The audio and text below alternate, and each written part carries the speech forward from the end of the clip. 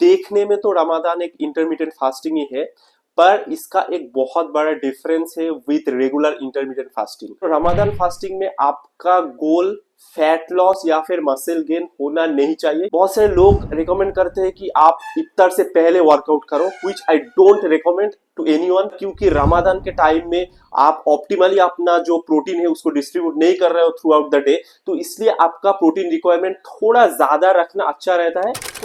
Welcome friends to another new video, and in this video I will be talking about Ramadan fitness, because Ramadan is here and whoever will be fasting during Ramadan, if you also want to stay consistent with your fitness goals, you have to optimize your workout and your diet during this time. So I will be giving you the science backed approach how you can stay consistent with your fitness goal. And I think that I am in a good place of giving you these advices, because I myself will be doing fast, and I am fasting for Ramadan for last several years. Okay, so I have experience of it, and also I am a certified personal trainer, so I know the science of fitness, science of exercise, science of dieting. So stay with me, watch the video till the end, and you will get all of your answers regarding Ramadan fitness. So let's start. तो पहले जो चीज बहुत सारे लोग जो गलती करते हैं रमादान को लेके, वो ये है कि वो समझते हैं Ramadan is kind of intermediate fasting. ठीक है, अब यहाँ पे देखने में तो रमादान एक इंटरमीडिएट फास्टिंग ही है, पर इसका एक बहुत बड़ा डिफरेंस है विद रेगुलर इंटरमीडिएट फास्टिंग। वो समझना हमें बहुत जरूरी है। नॉर्मल जो इंटरमीडिएट फास्टिंग होता है उसका जो फास्टिंग विंडो है वो रमादान से सेम भी हो सकता है, उससे ज्यादा भी हो सकता है। ठीक है, रमादान का जो फास्टिंग विंडो है in India specially, it is around 15 to 16 hours of fasting and 7 to 8 hours of eating window. Okay, तो ये कुछ जो फास्टिंग विंडो है ये उतना बड़ा कुछ नहीं है। मतलब आप जितना देर तक खाना नहीं खाते हो वो ज्यादा प्रॉब्लमेटिक नहीं है।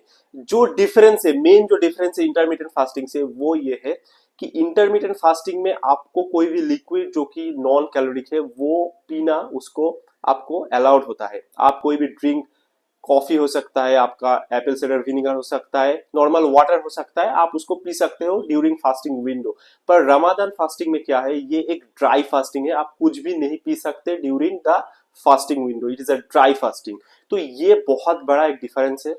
दूसरा जो डिफरेंस है, जो इंटरमीडिएट फास्टिंग है वो जनरली शुरू होता है आपका आफ्टर योर डिनर, आप फास्टिंग शुरू करते हो और सुबह आप ब्रेकफास्ट नहीं करते हो, डायरेक्ट आप लंच करते हो। तो ज्यादातर जो आपका फास्टिंग विंडो है वो नाइट में रहता है और आप उस टाइम पे सोते हो, तो आपको उतना कुछ फर्क नहीं पड़ता फास्टिंग करते हो या फिर ना करते हो। ठीक है, पर जो रमादान फास्टिंग है वो उसका जो फास्टिंग विंडो है वो दिन के टाइम पे पड़ता है। जब आप एक्टिव हो, आप काम कर रहे हो, तो उस टाइम पे फास्टिंग में रहना थोड़ा सा मुश्किल हो जाता है। तो ये तो मेन डिफरेंस है, और इसीलिए आप कभी भी नॉर्मल जो इंटरमीडिएट फास्टिंग है सेम अप्रोच आप रमादान फास्टिंग में नहीं लेके चल सकते। तो ये चीज आपके पास क्लियर होना चाहिए। अब हम आते हैं आपका अप्रोच क्या होना चाहिए टुवर्ड्स रमादान फास्टिंग। तो first of all you should know what should be your goal, fitness goal in this Ramadan fasting. तो रमादान फास्टिंग में आपका गोल फैट लॉस या फिर मसल गेन होना नहीं चाहिए, क्योंकि वो बहुत डिफिकल्ट होता है। Even if you train under A coach, उस टाइम में भी ये बहुत ज्यादा डिफिकल्ट हो सकता है। और अगर आप खुद से ट्रेन करते हो, खुद का डाइट खुद से क्रिएट करते हो, तो तब तो बहुत ज्यादा डिफिकल्ट है। तो यहाँ पे आपका जो गोल है वो होना चाहिए keeping your muscle mass, that is maintaining your muscle mass and not to gain too much fat. So this should be your goal. Basically maintenance should be your goal during Ramadan. आपको muscle mass loose नहीं करना है और ज्यादा fat नहीं gain करना है। तो इसके लिए हमें क्या अप्रोच लेना होगा, पहले हम बात करते हैं डाइट के बारे में। तो यहाँ पे ऑप्टिमल होगा अगर आप 4 मील्स ले सकते हो। रमादान में जो आपका ईटिंग विंडो है उसके अंदर अगर आप 4 मील्स ले सकते हो तो दैट शुड बी ऑप्टिमल, या फिर आप 3 मील्स भी ले सकते हो, पर उससे कम अगर आपका मील है, 2 मील अगर आप लेते हो तो वो थोड़ा सब ऑप्टिमल हो जाता है। अब यहाँ पे मैं 4 मील्स आप लेते हो ये पकड़ के मैं आपको एक गाइडलाइन देता हूं कैसे आप इसको कर सकते हो। तो आपका जो पहला मील है वो होगा आपका इफ्तार, ठीक है, यानी कि जब आप फास्ट को ब्रेक करते हो। तो ये जो आपका इफ्तार है ये आपका लाइट मील होना चाहिए, लाइट ऑन स्टोमक। आप इसमें क्या ले सकते हो, आप कोई भी एक फास्ट डाइजेस्टिंग प्रोटीन सोर्स आप ले सकते हो। सबसे कन्वीनियंट ऑप्शन होगा वे प्रोटीन शेक, पर आप चिकन ब्रेस्ट या फिर एग व्हाइट्स भी ले सकते हो क्योंकि वो भी फास्ट डाइजेस्टिंग प्रोटीन्स के अंदर आते हैं। और इसके साथ आपको लेना है एक कार्बोहाइड्रेट सोर्स, ठीक है। तो उसमें आप क्या ले सकते हो, आप उसमें ले सकते हो डेट्स। दिस इज प्रोफेटिक सुन्ना, आप सुन्ना भी ऑब्जर्व कर रहे हो, और आप इससे आपको क्या होगा, डेट से आपको इंस्टेंट एनर्जी मिलेगा। क्योंकि आपको क्या करना है, जब आप इफ्तार करते हो उसके बाद आप मगरिब का प्रेयर करते हो, उसके बाद ही आपको वर्कआउट करना है। तो ये आपका प्री वर्कआउट मील है, इसलिए आप क्योंकि वर्कआउट करना है तो आपको एक फास्ट डाइजेस्टिंग मील चाहिए आपको, क्योंकि 1 घंटा लगभग आपको टाइम मिलेगा वर्कआउट से पहले, 1 घंटा आधा घंटा, तो उसके बाद आपको वर्कआउट करना है। अब यहाँ पे बहुत सारे लोग रिकमेंड करते हैं कि आप इफ्तार से पहले वर्कआउट करो, which I don't recommend to anyone, because fasting workout is not good for you. Fasting के टाइम पे अगर आप वर्कआउट करते हो without any pre workout meal, तो उससे क्या होता है, आपका जो मसल लॉस है उसका चांस बढ़ जाता है और आपका जो वर्कआउट है वो ऑप्टिमम नहीं होता है, ठीक है। तो कभी भी फास्टिंग वर्कआउट आप मत करो, मैं रिकमेंड नहीं करता। हाँ, अगर ऐसा है कि आप इफ्तार के बाद या फिर ईटिंग विंडो के अंदर वर्कआउट एकदम ही नहीं कर सकते, तो कोई वर्कआउट ना करने से अच्छा तो ये है कि फास्टिंग में ही आप कर लो, पर उससे आपको बहुत सारे प्रॉब्लम आएगा। एक तो आप अच्छे से वर्कआउट नहीं कर पाओगे, मसल लॉस के चांसेस रहता है, और उसके साथ साथ एक डिहाइड्रेशन का भी चांस रहता है, क्योंकि Ramadan is again dry fasting, आप सारे दिन कोई भी लिक्विड आप कंज्यूम नहीं कर रहे हो, तो ये एक प्रॉब्लम है।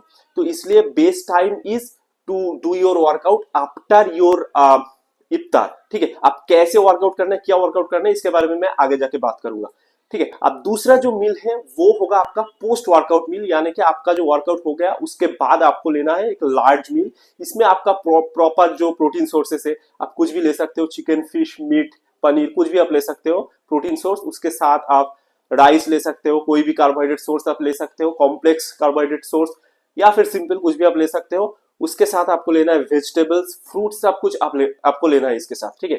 तो ये हो गया आपका पोस्ट वर्कआउट मील, और इसी मील में आपको ज्यादातर प्रोटीन लेना है, और उसके साथ साथ ज्यादातर जो कैलोरी है, आपका जो टोटल कैलोरी बजट है दिन का, उसका ज्यादा पोर्शन आपको इसी मील में लेना है, जो कि आपका पोस्ट वर्कआउट मील है। और यहाँ पे मैं एक चीज क्लियर करना चाहता हूँ, आपको कितना प्रोटीन लेना है दिन भर में। तो टोटल आपका जो प्रोटीन रिक्वायरमेंट है, जनरली मैं रिकमेंड करता हूँ 1.6 टू 1.8 ग्राम पर kilogram of your body weight. पर क्योंकि रमादान के टाइम में आप ऑप्टिमली अपना जो प्रोटीन है उसको डिस्ट्रीब्यूट नहीं कर रहे हो थ्रू आउट द डे, तो इसलिए आपका प्रोटीन रिक्वायरमेंट थोड़ा ज्यादा रखना अच्छा रहता है। तो आप 1.8 टू 2 ग्राम पर किलोग्राम ऑफ बॉडी वेट आप इसको ले सकते हो, यानी कि आपका वेट अगर 60 केजी है तो टोटल आपको 120 ग्राम्स प्रोटीन लेना है दिन भर में, ठीक है। और उसका ज्यादातर जो प्रोटीन है उसको आपको लेना है पोस्ट वर्कआउट में। अब उसके बाद आ जाता है थर्ड मील, जो कि होगा आपका प्री बेड मील। अब ये कब लेना है आपको, ये आपको लेना है आप जब आपका ईशा का प्रेयर हो गया, आपका तरावी का प्रेयर हो गया, उसके बाद आप सोने जा रहे हो, सोने से पहले आपका एक मील होना चाहिए। इसमें आप प्रोटीन जरूर लेना है आपको, उसके साथ वेजिटेबल्स भी लेना है, और आप थोड़ा कार्बोहाइड्रेट्स भी ले सकते हो, थोड़ा फ्रूट्स भी अगर आप चाहो तो ले सकते हो। ये एक ऑप्शनल मील है, पर इसको लेने से आपका जो distribution through out the eating window वो अच्छा हो जाता है, ठीक है। तो ये हो गया आपका प्री बेड मील, और इसमें भी प्रोटीन मॉडरेट आपका होगा। फिर आ जाता है सेहरी, और ये जो मील है ये भी बहुत ज्यादा इंपॉर्टेंट है। सेहरी कब लेते हैं हम, लगभग हम पूरा मतलब रात में जितना भी सोते हैं उसके बाद दूसरे दिन का जो फास्ट स्टार्ट होता है उससे पहले हम सेहरी लेते हैं। तो सेहरी में आपको क्या लेना है, यहाँ पे प्रोटीन जो सोर्स है वो चूज करना बहुत इंपॉर्टेंट है। आपको ऐसा प्रोटीन सोर्स लेना है जो कि स्लोली डाइजेस्ट हो।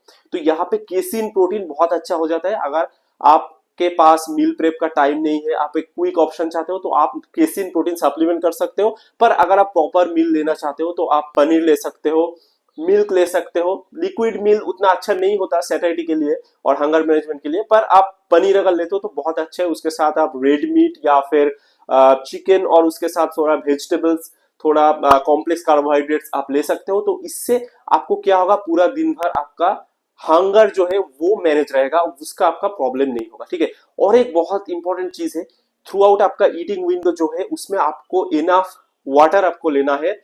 हर टाइम पे, मील के टाइम पे आपको लगभग 1 लीटर पानी आपको पीना है। वर्कआउट के टाइम पे भी 1 लीटर पानी आपको पीना है। आपको टारगेट रखना है कि through out the eating window आपको लगभग 4 लीटर्स ऑफ वाटर आपको पीना है। और आप क्या कर सकते हो, कोकोनट वाटर आप इंक्लूड कर सकते हो। एक इफ्तार के टाइम पे आप ले सकते हो और दूसरा आप सेहरी के टाइम पे ले सकते हो कोकोनट वाटर, क्योंकि ये रिच इन मिनरल्स और रिच इन इलेक्ट्रोलाइट होता है। तो ये आपको क्या करेगा, डिहाइड्रेशन होने से आपको रोकेगा।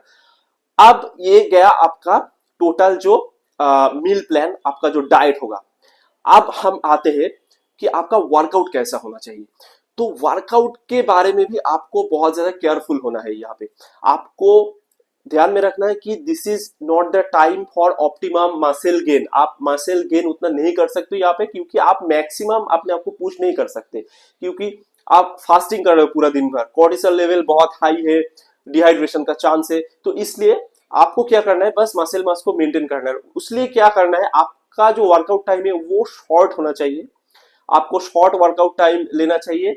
I will recommend maximum 30 minutes of workout, ठीक है। अब यहाँ पे आपको क्या वर्कआउट करना है, आपको ज्यादातर जो कंपाउंड एक्सरसाइज है उसको करना है। स्क्वाट हो गया आपका, पुशअप हो गया, या फिर बेंच प्रेस हो गया, आपका पुल अप्स हो गया, या फिर पुल डाउन हो गया, आपका रोज हो गया। ये जो सारे कंपाउंड मूवमेंट्स है इसको आपको फॉलो करना है। और मैक्सिमम 3 एक्सरसाइजेस आप एक वर्कआउट सेशन में कर सकते हो, व्हिच विल बी इनफ। उससे ज्यादा अगर आप करोगे तो आप दूसरा जो रमादान का इंपॉर्टेंट चीजें है, जैसे कि तरावी प्रेयर और कुरान रीडिंग, ये सब चीज आप नहीं कर पाओगे, क्योंकि this is not the month for building muscle, this is the month for prayer, month for spirituality, okay.